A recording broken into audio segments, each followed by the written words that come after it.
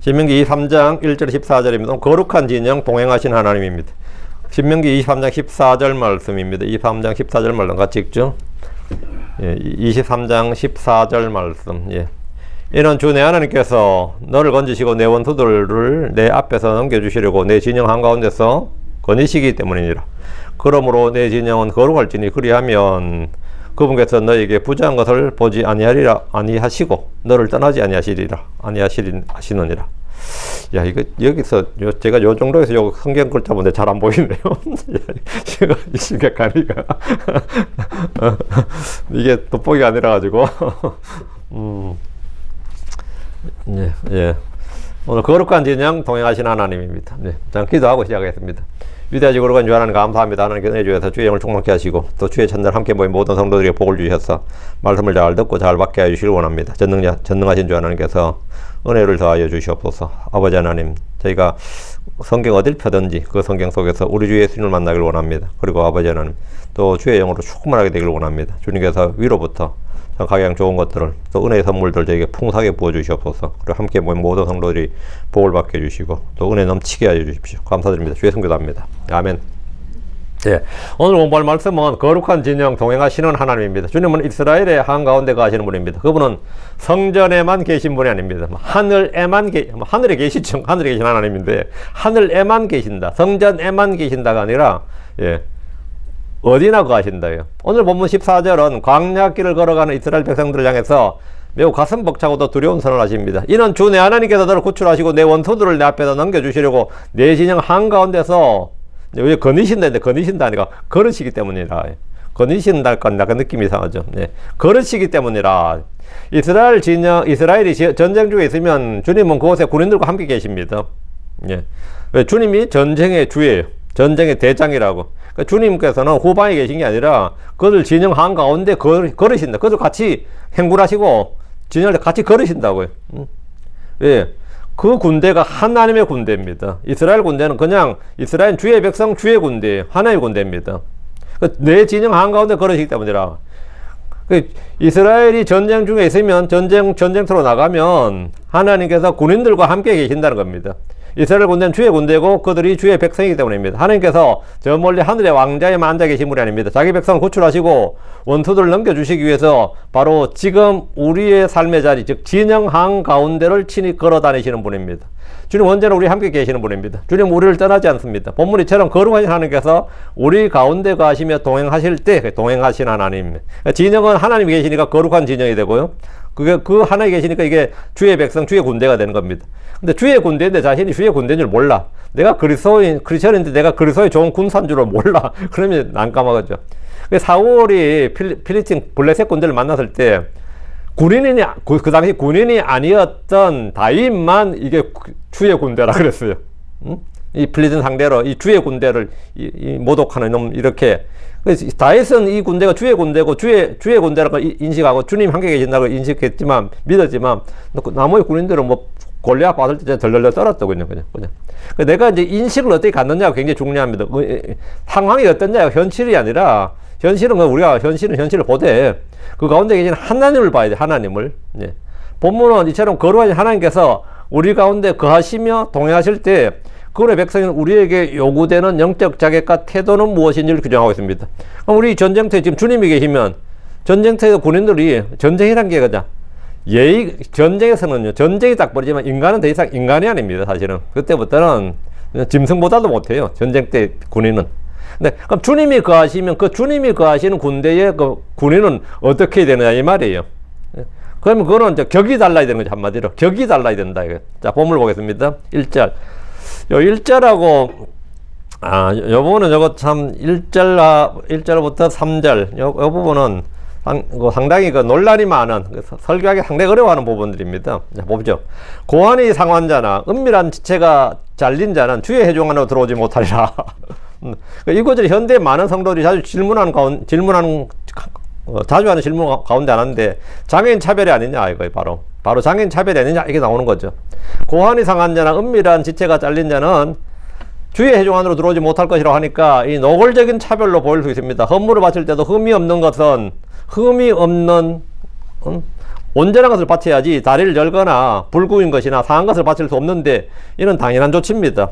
양이나 소를 바치는데 뭐 상한 한마디로 뭐 그런 짐승을 하나님께 헌물로 바치면 안 되죠. 온전한 걸 바쳐야 된다고. 주님 앞에 나올 때도 맞아 사람이 온전해야 된다는 건데 사람의 경우는 당연히 그렇게 따지면 맞는 것 같았지만 또 차별로 비칠 수가 있죠. 그게 뭔지 그 사람이 뭔 잘못인데 이래야 된단 말이죠.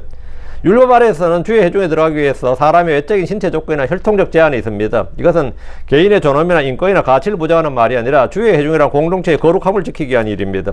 본문에서 고환이 상하거나 은밀한 지체가 잘렸다는 것은 뭐냐면 왕실의 내시가 되거나 신전 봉사를 위해서 의도적으로 고자가 된 걸 말합니다. 신전에서 사고를 치면 안 되기 때문에 이 거세를 했어요. 심지어 중세 캐톨릭에서도 이런 일이 있었습니다. 뭐 교회가 뭐 그런 일이 있을까 싶은데 예전에 이 신전 봉사를 할 때 많은 순례국들이 오고 뭐 하기 때문에 사고를 치면 안 된다고요. 왕실에는 왕의 혈통을 보존해야 되죠. 뭐 잘못하면 뭐 엉뚱 바뀌어버리면 난리 나니까 어느 나라 왕실에는 반드시 전부 다 이 조치를 고환이 상한 자나 은밀한 자체를 잘린 자가 아니라 잘라버린 거죠. 그럼 그 사람은 잘린 자가 되는 거고. 그러니까 신전 봉사는 주로 두 개예요. 대부분의 이방 왕국에서는 왕실에서 일하는 사람들은 고환을 상하게 하고 은밀한 지체를 잘랐습니다. 조선 왕실은 고환을 상하게 했고요. 중국은 둘 다를 잘랐어요.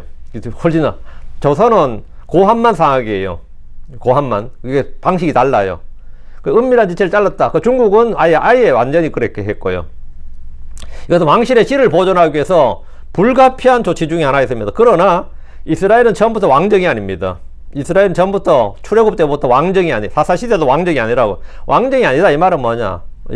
내시가 될 일이 없다 이 말입니다. 성전에서 주를 섬기는 제사장들에게도 독신을 요구하거나 고자를 만들지 않았습니다. 레이지파에게 독신을 요구한다. 아니면 그 중에 일부라도 거기서 완전히 24시간 내내 봉사하는 사람들에게는 내시가 돼야 된다, 고자가 돼야 된다, 이런 것이 없었다, 이런 규정이 아예 없는 거죠. 그래, 주를 섬기는 제사장들에게 독신을 요구하는 고자를 만들자. 오히려 그렇게 하면 못 섬겨요. 사울 시대에 왕정이 되어들 때 왕들이 자기 백성을 잡아와서 내시로 삼게 해서 고자로 만들어서도 안 됩니다. 그러나 이스라엘은 이방 왕실의 제도와 규례를 따라서 남자들을 잡아다가 내시로 만들었는데, 실제 만들었어요. 그렇게 되면 그들은 주의 회중 안으로 들어가지 못합니다. 그 말은 뭐냐면 왕이 그렇게 해서는 안 된다는 거예요. 그렇게 하면 안 된다. 그렇게 되면 주의 회중에 안으로 들어가지 못하는 꼴이 되니까 안 된다. 그렇게 하지 말라는 거죠. 이스라엘의 남자들은 주님이 주신 유업을 지키고 그 땅을 상속하기 위해서 반드시 아이를 낳아야 하기 때문에 어떤 이유로 스스로 고자가 되거나 고환을 상하게 해서는 안 된다 이 말입니다. 주의 회중 안으로 들어오지 못한다는 것은 뭐 구원받지 못한다, 주를 섬기지 못한다 이 말이 전혀 아닙니다. 그렇게 받아들여버리면 이제 골치 아프게 된 거죠. 성경에서 고환이 상한 자는 은밀한 지체가 잘린 자는 다니엘과 그의 친구들이 있습니다. 다니엘이 넷이었습니다. 그의 친구 셋도 넷이었어요. 그들은 바빌론으로 끌려가서 포로 잡아서 왕실에 뭐가 된 거죠? 교육을 받고 내시 교육을 받고 왕의 내시가 된 겁니다. 느헤미야도 내시였습니다. 에스더를 키웠던 모르드게도 당시 왕궁에서 왕의 잔을 맡은 내시였습니다. 성경에 유명한 내시들이 많이 있죠. 이들은 자원에서 된 게 아니라 이방 땅에 뚫려갔기 때문에 어쩔 수 없이 내시가 된 거예요. 이건 예언의 말씀이 따른 겁니다.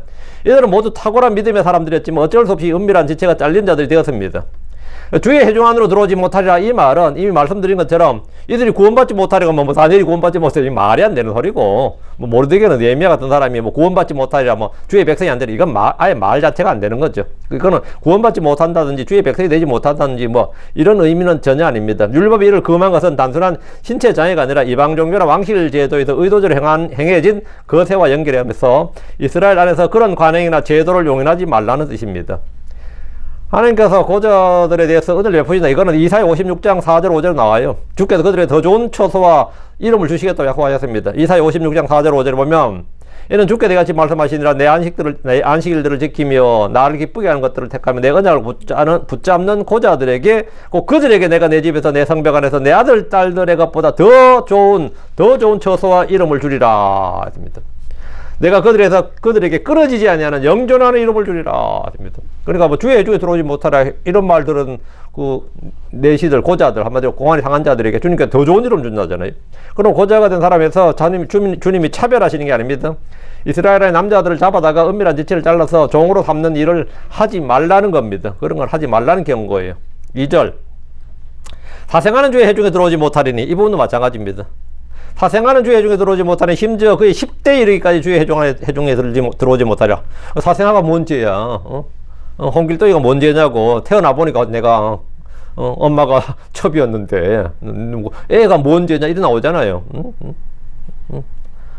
이 구절 역시 차별적 요소가 보인다고 생각할 수 있습니다. 사생아는 불법적인 성적관계, 근친상간이나 간음 등을 통해서 태어난 자를 이제 사생아라 그러는데 10대 이르기까지 이 표현 있죠. 이거는 영원히 들어오지 못한다는 뜻을 강조하는 수사학적 표현입니다. 10대 이르기까지 하면 뭐 그냥 꿈깨 이 말이죠. 들어올 생각하지 마 이건데, 그럼 어떤 이들은 사생아가 무슨 죄냐, 그 부모가 잘못한 거지 아이들이 뭔 잘못이냐 항변할 수 있습니다.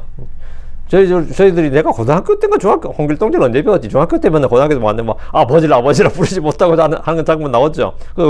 전 국민이 다 아는 구절이에요, 그거. 아비를 아비라 부르지 말고 형을 형이라 부르지 못하고 하면 그 장면한테 흑윤에 쓴 그 유명한 이야기인데, 그게 이제 한국에서 사생활을 굉장히 청민 취급했습니다. 본래는 아니었는데 이 미친 이 조선이 그렇게 했어요. 태종 때 그렇게 만들어졌지. 태종 때 그렇게 만들어졌는데 유교 탈레만이라 하잖아요. 그래서 그거를 한번 면천을 해주겠다고 하도 이제 나라가 임진왜란 때문에 위기가 닥치니까 이 애들 전부 다 너희들 공을 세우면 전부 다 이걸 과거 시험 보게 해주고 이걸 다 면천해 주겠다 했는데 전쟁 끝나니까 입 닦아버렸지. 국가 정치를 믿을 수가 없는 거죠. 엄청나게 차별을 했습니다. 엄청나게 했는데, 그럼 이스라엘도 성경도 그러냐 이거지. 그러니까 반감이 들어요, 안 들어요? 반감이 들어요. 성경도 그러냐, 하나님도 그러냐 이거지. 사생아는 주의 해중에 들어오지 못한다는 것은 주의 해중이 그런 간음이나 불법을 저지르지 말라는 거예요. 네가 그렇게 해서 만약 애 놓으면 네 애도 끝장난다. 그 말은 뭐냐면 애한테 책임을 물은 게 아니라 그런 죄를 짓지 못하게 하는 거, 죄를 짓지 말라는 거죠. 죄를 짓지 말라는 거예요. 사람이 죄를 지으면 그 일이 자신에게만 미치는 것이 아니라 자식들에도 미치는 일이 허다합니다. 사생활한 딱지는 음행한 부모가 아니라 그 결과물은 자식이 평생 동안 지고 사는 짐이 됩니다. 그럼 이 사람이 사생활한 말은 결국 누굴 욕먹이냐면 이 사람이 아빠 엄마가 불법과 간음을 저지른 자다, 이런 게 이게 평생 가는 겁니다. 근데 아빠 엄마가 죽고 나서도 그 아비 엄마가 죽고 나서도 이 사람 아직 살아 있어. 근데 쟤는 사생아로 태어나서 참 평생 고생이다 그러면은 죽은 후에도 계속 그 사람의 아비 어미는 뭐냐? 불법과 간음을 저지른 놈이야. 이렇게 되는 겁니다. 그런 소리 안 듣지 말려면 사생아를 낳지 말아야 돼요. 낳지 말려면 죄를 짓지 말라는 거지. 사생아들 중에서 가장 출세한 사람이 있는데 유명한 인물 누구냐? 입다입니다. 길라 사람 입다에 사사 입다입니다. 사생아라고 해서 뭐 구원 못 받았다든가 그런 뜻은 전혀 아니고 주의 해중에 들어오지 못하고, 그럼 입다는 뭔데? 그런 뜻은 전혀 아닙니다. 창녀의 아들이, 입다는 창녀의 아들이었습니다. 요즘같이 일부 일처제에서 첩의 아들도 사생합니다. 그렇게 따지면 성경에는 사생아들이 넘쳐납니다. 신약에서는 하나님의 징계를 받지 않는 사생아들이 나오는데 그들은 하나님의 친자 아들로 인정받지 못합니다. 그 히브리 12장 8절에 나오죠. 신약교에서 이를 영적으로 적용해서 세상의 음란함과 불법적인 가치관, 그게 사생아 영적 의미고요. 교회 공동체로 침투하지 못하도록 깨어있어라. 사생아들이 들어오지 못하도록. 교회는 뭐냐? 하나님의 성령으로, 하나님 말씀으로 거듭난 자들만 들어와야지 엉뚱한 놈들이 막 들어오게 하면 안 된다. 주의 해중에 들어오게 해서는 안 된다 이거예요. 유대인이 아닌데 거짓 유대인들이 막 유대인 척 하면서 행세가 들어오지 못하게 하라 이거예요. 사생아들도 들어오지 못하게 하고, 우리 안에 있는 누룩을 제거하고 그리스도의 몸된 교회를 더럽히는 죄악을 단호히 거부하라는 말입니다. 3절입니다. 암몬적 속과 모압적 속은 주의 해중 안으로 들어오지 못하니 심지어 그들의 10대 이르기까지 주의 해중 안으로 영원히 들어오지 못하리라. 주의 해중에 들지 못하는 민족들입니다. 아브라함의 조카인 롯의 아들들이나 이삭의 형인 이스마엘, 야곱의 형인 에서의 민족은 모두 넓게 보면 범이스라엘 계통이고 친족들이 할 수 있습니다. 실제로 뭐 이삭의 형이 이스마엘이야 뭐 엄마가 다르지만 야곱의 형 에서는 어때요? 이거 쌍둥이잖아요. 이거는 사실은 혈족이지, 이걸 가지고 뭐 나눈다 그러면 이 자체가 말이 안 된다. 이거는 아빠가 다른 것도 아니고 엄마가 다른 것도 아니에요. 이건 진짜 쌍둥이라고. 이들을 주의 해중으로 드릴 수 있는가? 모두 이들을 다 넓게 보면 다 한 민족이고 한 피인데, 한 핏줄인데 이들을 주의 해중으로 받아들일 수 있는가? 이들을 주의 백성으로 받아주고 연합할 수 있는가? 이 문제가 나옵니다. 그래서 뭐 이 정도까지는 해줘야 되지 않나? 이렇게 생각할 수 있죠. 맨날 싸울 게 아니라 이 정도는 우리 사실은 한 집안 아니냐? 성이 같지 않냐? 뭐 이 정도. 성이 같은 정도가 아니지. 이거 형제지 거의. 아브라함의 씨라고 해서 모두 주의 백성을 돕고 이삭 안에서 부름받은다 그랬죠. 히브리서 11장 8절에 이 아들에 관하여는 그분께서 말씀하셨으니 이삭 안에서 내 씨가 부름을 받으리라 했다. 그럼 이삭 안에서 부름을 받은 자 오케이단 말이야. 그럼 에서도 이삭 안에 있는 거 아니냐? 에서도. 야곱만 이삭의 아들이냐 이거. 에서도 그럼 이삭의 아들이지. 그럼 에돔족도 마찬가지 아니냐는 거죠. 이삭 안에서 내 씨가 부름을 받으라 했으니까. 로마서 9장 6절 7절에 그러나 하나님의 말씀이 효력을 상실한 것 같지 아니하도다. 이는 이스라엘에서 난 자들이 다 이스라엘이 아니기 때문이요. 또한 그들이 아브라함의 씨라 해서 그들이 모두 아이들은 아니기 때문이라. 다만 이삭 안에서 내 씨가 부름을 받으리라. 그 이스라엘에서 난 자가 다 이스라엘이 아니고 이삭 안에서 받으니까 그럼 친족과 혈족의 범위를 어디까지 해야 되고 어디까지를 하나님의 백성 주의 회중으로 받아줘야 되느냐 이거지. 오늘날 소위 아브라함의 아들 후손을 자처하며 정통성을 하는 민족도 있죠. 그런 종교가 있습니다. 그게 무슬림입니다. 무슬림은 정통성을 이삭에서 두지 않고 어디죠? 이스마엘에게 두는 종교, 이스마엘교입니다. 이스마엘교예요. 그러니까 그러다 보니까 그쪽에 정통성이 있다고 있는 거죠. 이스마엘이나 에서의 후손도 마찬가지입니다. 우리 에서의 후손들은 에돔족 속으로 우리가 장자인데, 응? 뭔 소리냐? 우리가 야곱이 장자가 아니라 우리가 에서가 장자인데, 이스마엘 쪽은 이삭이 아니라 이스마엘이 장자인데 딱 이렇게 나오는 거죠. 그럼 어디까지 범위를 정해야 되는 거죠? 출애굽 당시 이스라엘 가까이 살았던 친족에 해당되는 민족은 암몬과 모압과 에돔이었습니다. 미디안도 광범위에 따지면 그두라의 자손들이니까 친족이라 하면 친족이죠. 그 암몬과 모압은 롯의 아들들로서 근친 상관으로 태어난 민족입니다. 뿐만 아니라 그들이 이스라엘의 광야 여정 속에서 지속적으로 대적했던 나라들입니다. 여기서 주의할 것은 다른 구절들과 마찬가지로 개인적인 구원을 막거나 금지하는 것은 아닙니다. 어느 나라 이방인이든 어느 나라나 이방인이 개인적으로 주를 믿고 회심하거나 개종을 통해서는 얼마든지 주의 백성이 될 수 있습니다. 암몬 사람이든 모압 사람이든 그건 상관없어요. 개인적으로는 아무 문제 없다고. 가나안 사람도 상관없고요. 여리고의 창녀 라합이 믿음으로 구원받았고 모압에도 그 유명한 사람이 하나 있습니다. 그게 누구죠? 루시 있죠. 그는 보아스의 아내여가지고 다윗의 증조 할머니가 되었습니다. 다윗의 군대에는 모압 출신의 용병 군대죠. 용사라고 그래요. 용사. 시마와 모압 족속 출신으로 추정된 인물들이 있었습니다. 바벨론의 포로 귀한 자들의 명단에도 모압 사람들이 등장합니다. 바핫 모압이라는 이름이 나오는데 모압의 후손이라는 뜻입니다. 주의 회중 안으로 들어오지 못하는 것은 이스라엘의 순수성이나 거룩함을 지키기 위한 분리 정책을 고수하라는 말입니다. 모압과 암몬은 혈통적으로 이스라엘과 친족이지만 그런 이유로 그들을 주의 백성으로 인정해서는 안 된다는 겁니다. 4절 이는 너희가 이집트에서 나올 때 그들이 빵과 물을 가지고 길에서 너희를 맞이하지 아니하였고 메소포타미아의 부돌에서 부올의 아들 발람을 나서 너를 대적하여 저주하게 하려 했기 때문이라. 주님이 모압과 암몬을 받아주지 말라는 게 바로 여기 있습니다. 주께서 모압과 암몬을 주의 회중으로 들어오지 못하게 한 이유는 그들이 광야 회중 즉 주의 백성 이스라엘을 배척했습니다.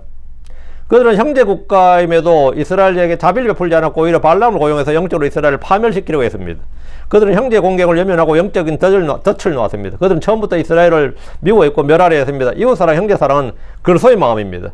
형제를 시기하고 미워하고 죽이려는 것은 거짓 자비의 마귀의 성품입니다. 그들의 행위는 그들의 아비가 누구인지 누구에게 속했는지를 보여주는 것이었습니다. 우리가 이단에 속한 자들을 한두 번 훈계한 후에 거절하는 것도 받아들이지 않는 것도 같은 이유입니다. 성도는 다른 지체를 실족하게 하는 낙심의 도구가 되지 않도록 깨어 있어야 됩니다. 5절 그럼에도 불구하고 주 내 하나님께서 발람에게 귀를 기울이지 아니하셨느니라. 그러나 주 내 하나님께서 그 저주를 돌이켜서 내게 복이 되게 하셨나니 이는 주 내 하나님께서 너를 사랑하시기 때문이니라. 모압이 이스라엘 대적하여 발람을 고용하고 저주하겠지만 주님은 발람에게 귀를 기울이지 않으셨습니다. 사탄과 대적들이 아무리 저주하려 해도 주 내 하나님께서 자기 백성을 향한 사랑으로 그 저주를 바꾸셨다고 합니다. 이는 이스라엘이 어떠함 때문이 아니라 전적인 하나님의 사랑과 조상들과 맺은 언약 때문입니다. 이게 전부입니다. 그러나 불구하고 주 내 하나님께서 발람에게 귀를 기울이지 아니하셨느니라. 우리는 주의 말씀에 귀를 기울여야 됩니다. 그러나 주의 말씀이 아닌 것들에 대해서는 조금 더 관심을 둘 필요가 없습니다. 오늘날 언론이 발람의 역할을 하고 소위 전문가나 학자나 교수라는 사람들이 주로 발람처럼 주와 그분의 말씀을 대적하는 말을 막 쏟아냅니다. 그럼 사람들은 발람의 말에 귀를 기울입니다. 그러나 하나님은 발람의 말에 귀를 기울이지 않습니다. 발람의 말에 전혀 귀를 기울이지 않습니다. 우리는 그런 사람들의 말에 귀를 기울이지 말아야 됩니다. 제가 고등학교 때 할 때 학교에서 맨 들었던 말이 전 세계 석유는 30년 안에 다 끝난다 그랬어요. 이만큼 양을 많이 쓰면 다 뽑았으면 30년 안에 석유는 종말 시대를 맞는다. 근데 지금 내가 미국 온 지만 30년 됐다. 근데 지금 문제는 석유가 더 많이 나요. 왜? 생산량이 점점 늘어나서 더 많이 난다고. 그때 제가 고3 때 제가 구원받았다 그랬잖아요. 그때 참 무식하면서도 참 믿음이 있었어. 그건 걱정, 석유 끝장난다고 우리 사회 선생님 그 말에도 제가 그러세요. 석유 끝장 안 난다고. 하나님 그냥 만드시면 된다 그랬어요. 땅속에 하나님 석유 만드시면 끝장날 일이 없다고, 만드시면 된다 그래. 만드시면 하나님 그냥 한마디 말씀을 만드시면 된다고.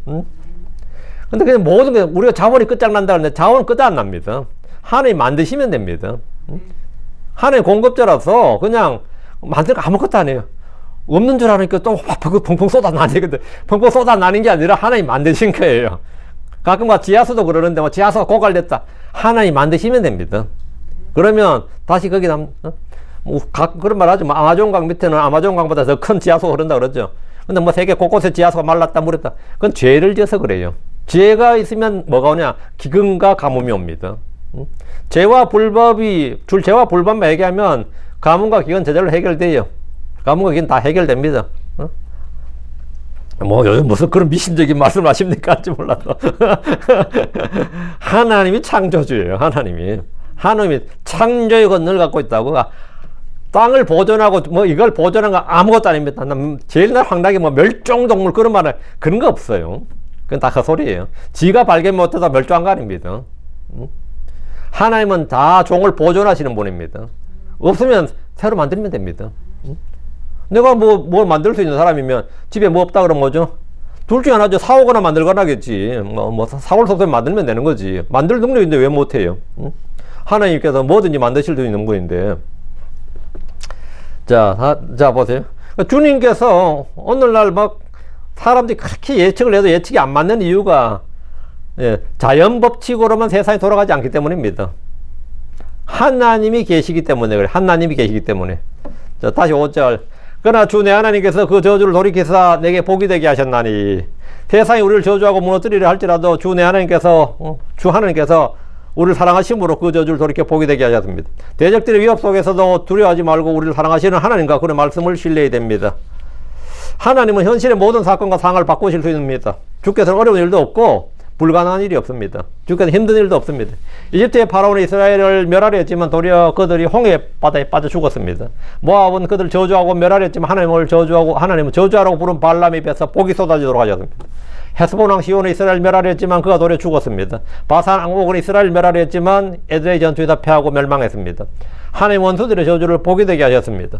왜 그런 겁니까? 하나님께서 이스라엘을 사랑하셨기 때문에, 주 내 하나님께서 너희를 사랑하셨기 때문이다. 이는 주 내 하나님께서 너를 사랑하셨기 때문이니라. 하나님 자신의 독생자를 주실 만큼 우리를 사랑하셨습니다. 우리가 멸망하지 않고 영생을 얻게 된 이유입니다.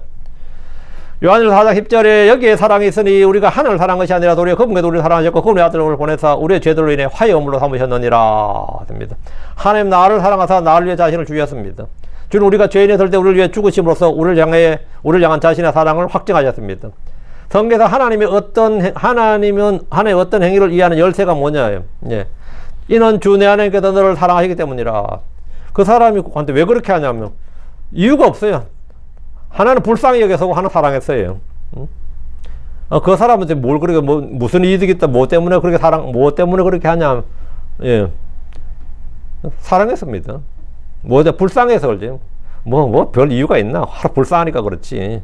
불쌍해서 그렇다는 말은 사실 상대를 위한 것이 없다 보니까 그렇게 내 마음이라도 편해. 하나님께서 사람을 그냥 멸망 가운데 두는 것은 하나님께서 편하지 않는 거예요. 하나님께서 편하지 않다고. 불쌍하잖아. 6절입니다. 이는 너는 그들의 화평이나 그들의 형통을 내 모든 날 동안 영원토록 구하지 말지니라. 하늘에서 모압이나 암몬에 대해서는 주의 해중에 들어오지 못하게 하는 것뿐 아니라 분리정책이죠. 주의 해중 안에 들어오지 못하게 말은 분리정책, 분리하라 이 말, 분리정책을 고소하란 말이에요. 영원토록 구하지 말지니라. 그들과는 외교적 관계를 단절하라 이 말입니다. 하나님 이스라엘과 모압이나 암몬의 화평의 형통을 구하지 말라고 하셨는데 그들이 잘 먹고 잘 사는 거는 이스라엘 관리할 일이 아니고 그들에게 원조 정책을 펴거나 허회 정책을 펴지 말라는 거예요. 하나님의 백성을 대적하고 영적으로 타락시키려는 세력들과 타협하거나 그들의 세상적인 번영을 불허하면서 화친을 맺어서는 안 됩니다. 분리해야 할 자들과 연합하는 것, 미워해야 할 자들을 사랑하는 것, 멸해야 할 것들을 살려두는 것은 모두 죄고 불법입니다. 이웃나라고 형제인 모압과 화평을 추구하는 것은 유다나 이스라엘 정치 지도자들의 기본 외교 정책이었습니다. 그래서 솔로몬은 혼인을 통해서 인적 관계를 맺었습니다. 이후로 다른 왕들도 분리 대신에 연합을 추구하고 화평을 원했습니다. 이것은 율법과 정반대 정책입니다. 설령 그들이 번영하고 강성해지더라도 부러워하며 화친을 맺어서는 안 됩니다. 우리 주께서 우리에게 세상을 위해 기도하지 말라고 말씀하셨습니다. 요한복음 17장 9절에 내가 그들을 위해 기도하나이다. 내가 세상을 위해 기도하지 아니하며, 주님은 제자들, 성도들을 위해서 기도하지만 내가 세상을 위해 기도하지 않는다.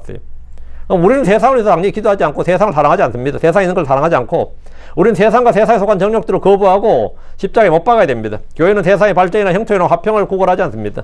7절 너는 에돔 족속을 혐오하지 말지니 이는 그가 내 형제이기 때문이라. 너는 이집트 사람을 혐오하지 말지니 이는 내가 그 땅에서 나그네이기 때문이니라.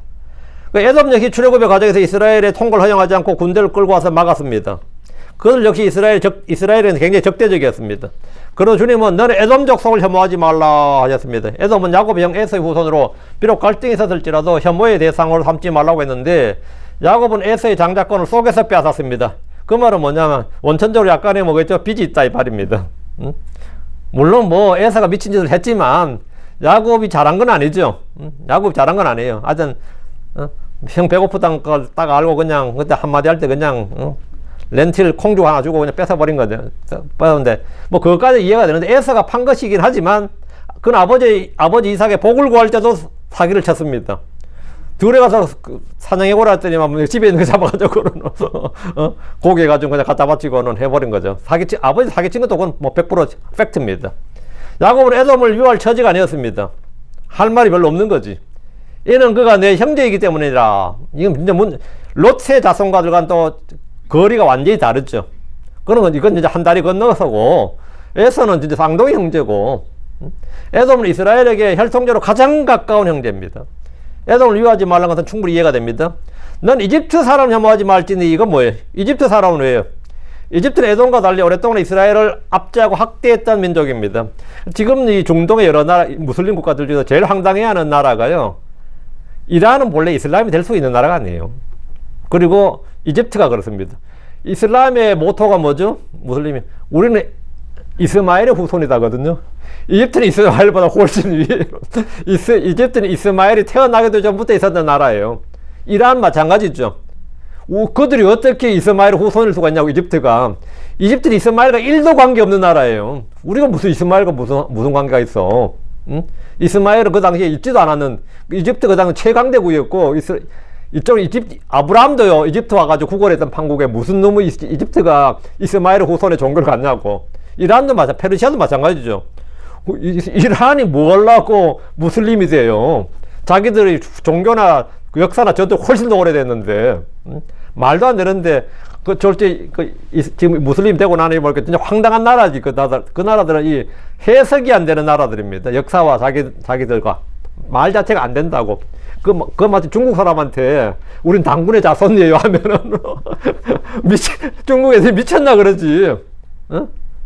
이집트는 이런 나라들이 우리는 이스마엘의 후손이고 그게 말이 되는, 역사적으로 그게 말이 되냐고. 말이 안 되죠, 아예. 그러니까 이스라엘은 이집트에 비하면 거의 신생국가죠.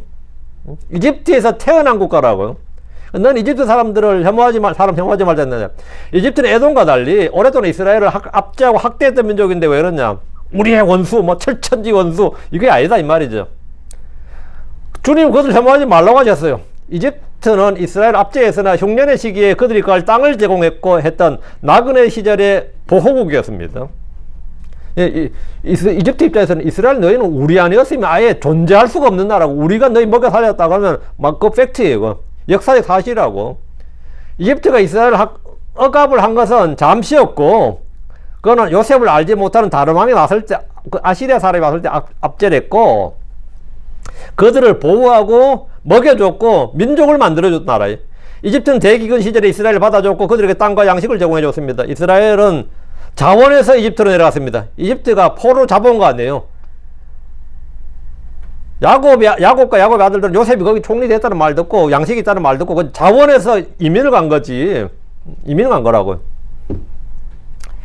그래서 요셉을 알지 못하는 다른 왕이 일어나서 그들을 학대했지만 그 왕은 아시리아 사람이었습니다. 그리고 그들이 나올 때는 이집트에다 금과 은과 의복을 제공해 줬습니다. 하나님 이스라엘에게 원한과 감정으로 판단하지 말고 현실을 판단하도록 하셨습니다. 에돔과 이집트를 혐오하지 말라는 말씀은 신약 성도들이 세상 사람들을 대할 때 무분별한 증오나 적대적 감정을 가지고 살아야 되는 게 아니다 이 말입니다. 과거에 베풀어진 작은 호의나 육신적 관계성 속에서도 하나님 은혜를 기억해야 됩니다. 내 불신자 아버지라 해도 날 낳아준 아버지인 건 사실이잖아요. 어릴 때 먹여주고 뭐 학교 보내가면 어떻게 되죠? 내가 계속 나는 교회 다니고 뭐 그냥 그렇게 해서 뭐 부모가 학대를 한다 해도 너는 이집트를 미워하지 말지니라. 응? 그 육신의 부모라도 나는 뭡니까? 나에게 베풀어줬던 먹여주고 입혀주고 어떤 학교 뭐 용돈 주고 했으면 감사해야지. 미워하면 안 되지. 응? 내가 예수 믿었더니 엄청 하네. 그런 건 아니죠. 세상에서 마찬가지입니다. 예. 나에게 베풀어 준 건 베풀어 준 거예요. 과거에 베풀어진 작은 호의나 육신적 관계성 속에서도 우리는 그걸 통해 하나님 은혜를 기억해야 됩니다. 우리는 과거의 상처로 받은 은혜를 무시하거나 정죄하지 말아야 됩니다. 8절. 그들의 태어난 자손들은 그들의 3대째의 주의 회중 안으로 들어올지니라. 모압과 암몬은 10대라 그래요. 10대도 못 들어오는데, 그죠? 암몬과 모압은 10대를 말씀하셨는데, 에돔과 이집트 자손들에게는 3대째 회중 안으로 들어오라고 하셨습니다. 그럼 3대 정도면 이스라엘 압제하던 사람들은 모두 죽고 새로운 세대들이 일어나는 때입니다. 3대면 그래요. 3대면 이제 옛날 옛적 이야기가 돼버린단 말이죠. 그러니까 이전에 역사를 잊고 새로운 관계를 맺을 수 있습니다. 에돔이나 이집트 사람들은 3대 정도가 지나면 이스라엘에 대한 아무런 원한이나 적대감이 없습니다. 주의 회중 안으로 들어오라는 것은 이방인도 주의 백성이 될 수 있는 길을 열어두신 겁니다. 이때 준수되어야 할 첫째 조건은 먼저 할례를 받고 주의 법을 지키겠다는 언약을 맺고 개종하는 겁니다. 신약에서는 복음을 듣고 주 예수를 믿기만 하면 됩니다. 9절. 군대가 내 원수들 대적하여 나아갈 때 그때 모든 사악한 것에서 내 자신을 지킬지니라. 여기 모든 사악한 것에서 내 자신을 지킬지니라. 이 군대가 원수들 내가 나가면 말이죠. 군인들이란 게 뭐냐요? 살인의 기술을 가르치는 게 군인이에요. 폭력을 정당화하는 것이 폭력이 합법이 되는 게 군대라고. 그게 군대예요. 군대가 내 원수들 대적하여 나아갈 때 이 말은 전쟁의 때인데 전쟁의 때는 평소 유지되는 도덕이나 인성이 멈추고 인간의 폭력성과 야만성이 폭발하는 때입니다. 전시에는 평시에 용납될 수 없는 비인간적 행위들을 곧잘 저질러집니다. 법과 질서 대신에 폭력과 무질서가 법이 되는 겁니다. 그게 전시예요. 사람을 죽이지 못하면 자기가 죽는 때가 전쟁입니다. 그러나 주의 백성은 전쟁이라는 위급하고 혼란스러운 상황에서는 도덕적 영적 의식적 순결을 타협해서는 안 된다는 겁니다. 전쟁에 따라서 남의 것을 훔치는 도둑질이나 빼앗는 강도질이나 음행과 강간이나 무차별적 살인이 합리화되지 않는다는 겁니다. 이스라엘 백성에는 그렇다 이거예요. 주의 백성, 주의 군대는 전쟁을 나가더라도 전쟁 때에다 그때 모든 사악한 것에서 내 자신을 지킬지니라. 지금 전시 상태인데 전시인데 어때? 예? 그것도 전시에서 훔치는 게 아니에요. 보급물질 충당하는 거지. 근데 이스라엘은 그렇게 하지 말라는 거예요. 암을 막 죽이고 하는데 전시인데 죽인 게 살인이냐고. 업적이지. 그러지 말라는 거죠. 전쟁의 날들에 자신을 악으로부터 지키란 말씀입니다. 승리는 군사력에 있지 않고 거룩함에 있기 때문입니다. 승리는 나의 힘과 지혜로 오는 것이 아니라 하나님 은혜로 오는 겁니다. 전쟁은 주께 속한 것이고 승리는 주님이 주시는 겁니다. 그래서 전쟁에 대해서 우리는 자신을 지키는 일에 깨어 있어야 됩니다. 이 군대라는 것이 인간성 말살이 전시가 특히 그런 거죠. 성도가 성결의 의무를 태만히 하는 것은 어떤 구시나 핑계로도 허용되지 않습니다. 그렇다면 우리가 일상에서 이런저런 핑계를 대면서 악을 행한 것은 더 말할 필요가 없습니다. 군인들이 전쟁 때도 그렇게 해서는 안 된다 그러면 일상에서 생활에서는 말할 필요도 없는 거죠. 10절. 너희 가운데 어떤 사람이 있어야 밤에 우연히 생긴 부정함으로 인하여 부정하게 되거든 그때 그는 진영 밖으로 나올 것이요 그는 진영 안으로 들어오지 말지니라. 이게 신명기 할 때 이게 참 어려운 구절 많네요. 어려운 구절이 아니라 말하기 힘든 구절이 많네요. 전쟁을 하러 모인 군대 안에서 별별 일이 많이 일어납니다. 남자들만 모인 군대에서는 동성을 비롯해서 성추행이 벌어지기도 합니다. 여기서 말한 어떤 사람에게 밤에 우연히 생긴 부정함 이게 뭐냐면 젊은 남자들에게 일어나는 일로 주로 몽정을 말합니다. 성적인 꿈을 꾸거나 어떤 사유로 무의식 가운데 발생하는 이 정액의 유출을 본문은 밤에 우연히 생긴 부정함 이렇게 말합니다. 오늘날 의사들은 이러한 일을 의학적으로 인체에 아무런 해도 없고 생리적으로 자연스러운 일이라고 말합니다. 그러나 율법은 이스라엘 군대 내에서 어떤 사람에게 이런 일이 있으면 그는 진영 밖으로 나가고 진영 안으로 들어오지 말라고 합니다. 이것은 정결례에 따른 것입니다. 11절. 그러나 저녁이 올 때 그는 물로 자신을 씻을 것이요 해가 질 때 그가 다시 진영 안으로 들어올지니라. 정액의 유출로 인하여 부정해진 자는 반드시 물로 온몸을 씻어야 되고 저녁까지 부정하다는 모세 율법에 근거한 겁니다. 해가 질 때 그가 다시 진영 안으로 들어가는 것은 부정함은 영원한 정죄가 아니라 물로 씻고 시간이 지나 해가 지면 회복되는 정결의 과정입니다. 하나님의 정결법은 정죄가 목적이 아니라 회복이 목적입니다. 이스라엘 군대에서 이런 규례가 있는 것은 이스라엘 군대는 주 하나님의 군대였고 그들 가운데 주님이 계셨기 때문입니다. 이런 걸 통해서 주님 우리가 안에 거한다는 사실을 의식하는 거예요. 인정하라는 거예요. 그들 생각에 그들 마음에는 하나님도 없어요. 이렇게 되지 않는 겁니다. 법을 지킨다는 건 뭐냐? 하나님이 우리 가운데 거한다는 것을 끊임없이 의식하는 과정이에요. 의식하는 과정이에요. 이스라엘 군대의 모습은 전쟁 중에도 이방인들의 군대와는 확연히 구별되었습니다. 그들은 죽고 죽이는 전쟁터에서 정결례를 따라 자신을 지켰고 거룩함을 따라 행했습니다. 저 나라 군대 웃긴다고 군인들을 저 이상하게 한다. 이게 뭐냐면 그들 속에 하나님 거하신다 이거예요. 12절 너는 또한 진영 밖에 한 장소를 둘지니 내가 밖으로 나아갈 곳이니라. 이 진영 밖에 한 장소를 둘지니 이건 뭐냐면 화장실이에요.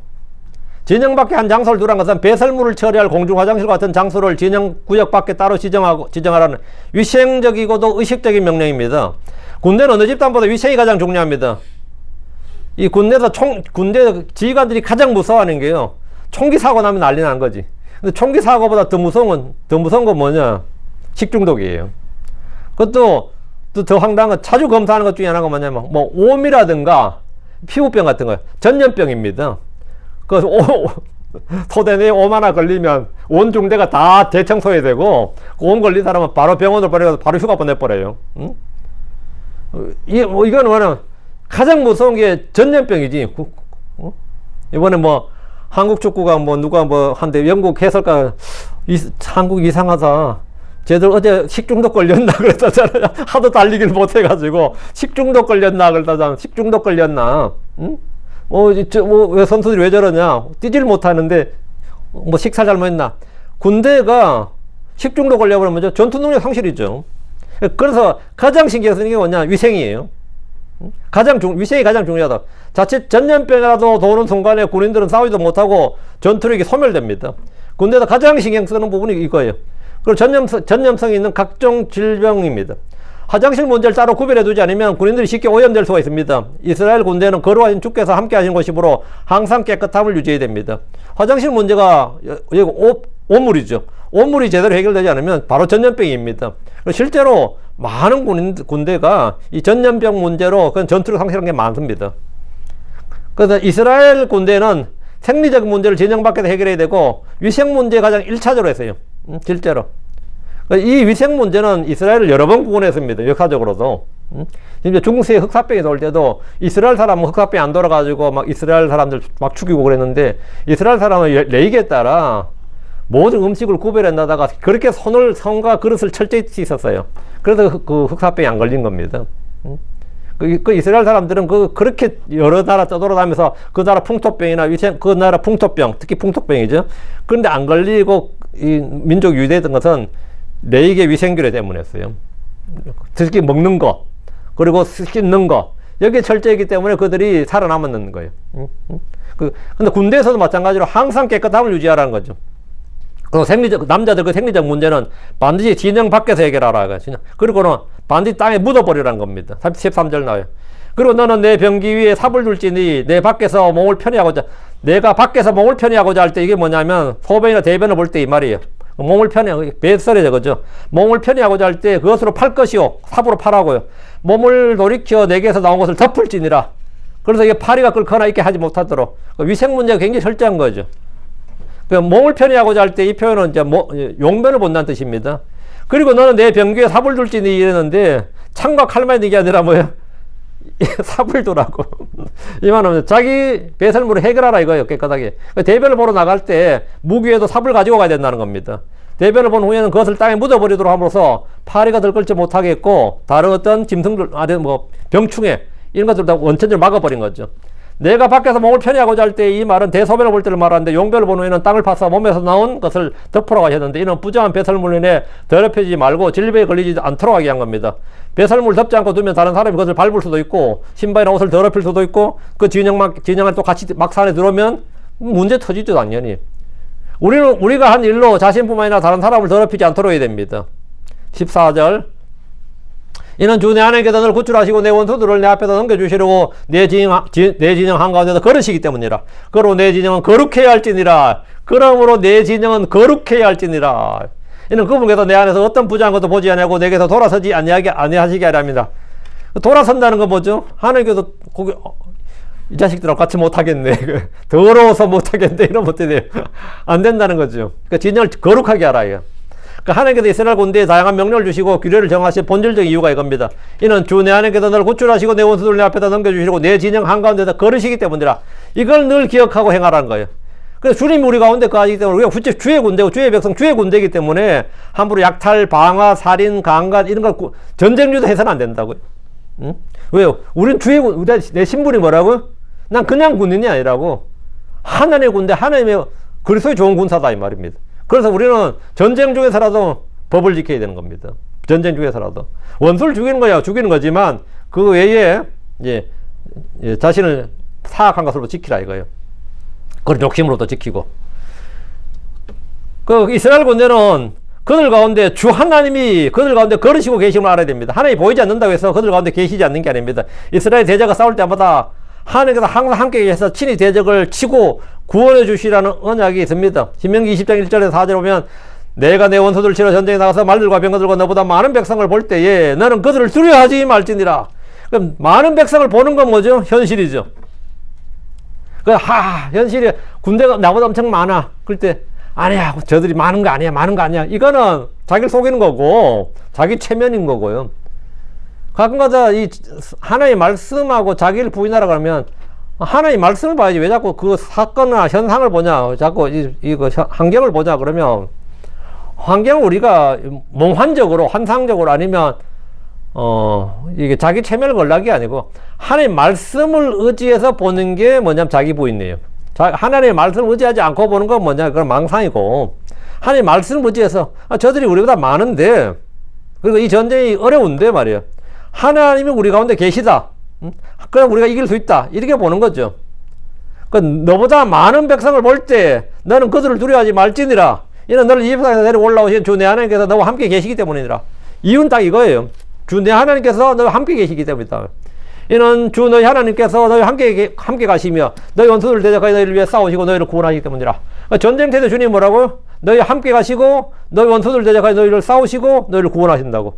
이게 전쟁에서 상대가 우리보다 몇백만 원 많은 것 같은데요. 그건 상관없다 이거죠. 우리에게는 누가 있다?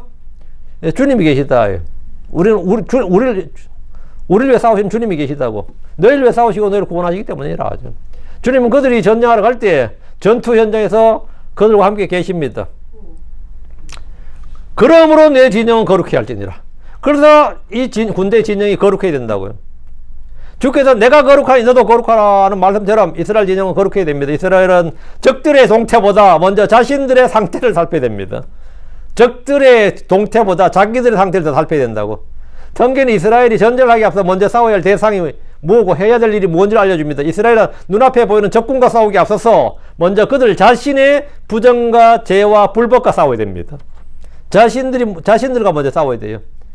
이는 그분께서 내 안에서 어떤 부정한 것도 보지 아니하시고 내게서 돌아서지 아니하시게 하려 함이니라. 하나님 이스라엘이 성소에 나올 뿐만 아니라 나올 때뿐 아니라 극한의 환경인 전쟁 중인 군대 안에서도 전투 중에도 어떤 부정한 것을 보려 하지 않습니다.